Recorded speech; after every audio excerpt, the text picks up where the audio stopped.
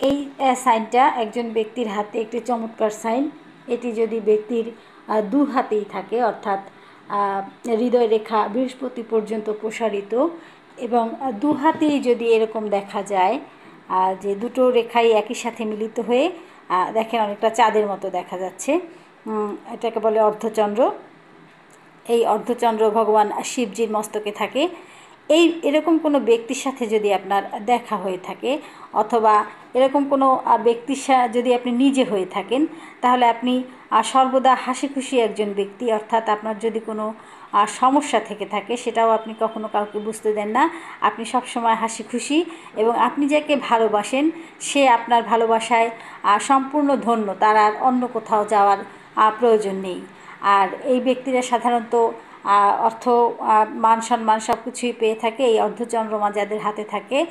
আর এই ব্যক্তির খোঁজ যদি আপনি পেয়ে থাকেন, অথবা এই ব্যক্তি যদি আপনার বন্ধু হয়ে থাকে, অথবা আপনি নিজে যদি এই ব্যক্তি হয়ে থাকেন, তাহলে আপনি চমৎকার ব্যক্তিত্বের একজন মানুষ।